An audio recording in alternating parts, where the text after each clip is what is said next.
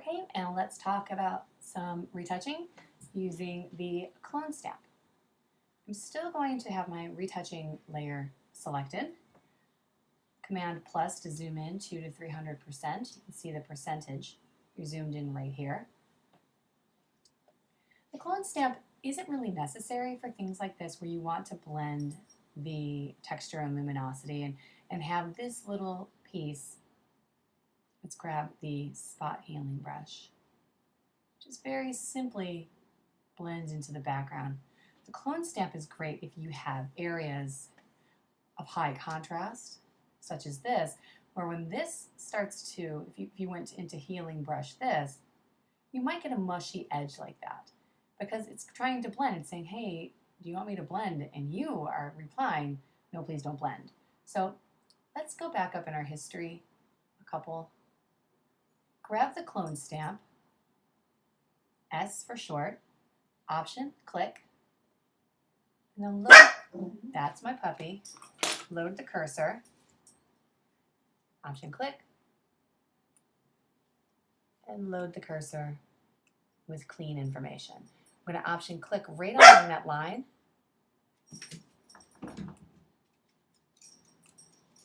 And run down it. Now you can see up here, sample a clean part of that border, and then just run right along. Wherever my crosshairs are is where I'm going to sample from. So that tends to work pretty well. If I want to turn that on and off, I can see that that is working very well. So the clone stamp, you also want to sample current and below, but it copies absolutely. Let's see if there's another spot. If we option click to clone, you will see that you can very easily get repeated patterns. And that's not what I want to do. Also, when you use the clone stamp, you have to be careful about where you sample, because if you go over, your little crosshairs go over that area, you can end up repeating that area. So if you look at a lot of bad Photoshop, chances are that the clone stamp tool was used incorrectly. Again, I use that for areas of high contrast and areas where I do not want blending.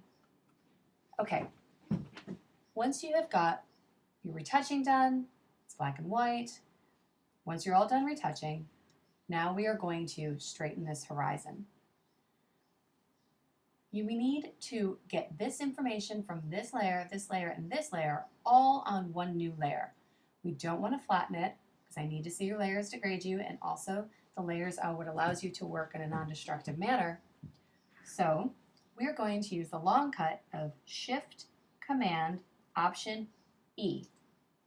Drag that layer to the top if it's not already, and what that layer is a stamp visible layer. You can see right in your history. That took the information from all of the layers, combined it on a new layer. Please avoid doing flattening or merging visible, in which you will lose all of your layer structure, and this is how you go in, make changes, and work in a non-destructive way. So now that we have this layer on top, the stamp visible, we need to make a selection of this horizon. I'm going to use a marquee selection because that tends to work the best in this case. You want it to be larger than the area. You can go out to the frame if you choose.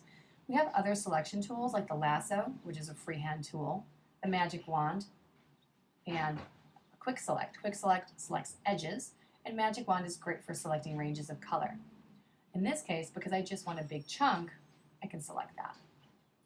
Then I'm going to layer, new layer via copy or Command J, and it's going to make a copy of my horizon. I'll name that layer horizon, and then I need to rotate and scale it. Edit, transform, rotate will give me a bounding box around this piece. You're probably going to hear my garbage truck right now because we are doing this very DIY. Okay, so move the mouse and the cursor over to the side, and we're going to rotate it until it looks about straight. And because we don't want it to cut in after we mask it, I'm going to go to Edit, Transform, and Scale, hold down the Shift key to maintain proportions, and drag it out just a little bit on either side. If you feel comfortable, you can use Free Transform, which is Command T. That lets you scale and rotate at the same time. Press Return or check mark to apply the transformation. And now we need to clean up our sides, and we're not going to use the eraser. We are going to use the most powerful tool in Photoshop, the layer mask. It looks like a flag of Japan or a front-loading washer, so let's select that, and it adds on a layer mask. This is your pixel thumbnail. This is your layer mask thumbnail. You want to make sure that you are on the correct thumbnail. With the layer mask selected, select a brush, opacity of 100, flow of 100. Make sure it's black and white, foreground and background. The shortcut is D. And if you want to move them from back to front, toggle. Shortcut is X. What I'm going to do, make my brush a little smaller using the brackets. And with black in the foreground, I'm simply going to paint, quote unquote paint, on this layer mask. And I'm just hiding those parts of the layer. I'm not erasing, not doing anything fancy. I am just hiding and revealing. So now you can see, if you look at the layer mask, I disable it by right-clicking. The layer mask is simply hiding those pieces I don't want to see. And if you move too quick, whoops, don't worry, put white in the foreground and simply mask it back off. If you're having a little bit of mush on the sides, you may have to switch to a harder brush. Make the brush a little smaller, and then you can clean up that edge super easy.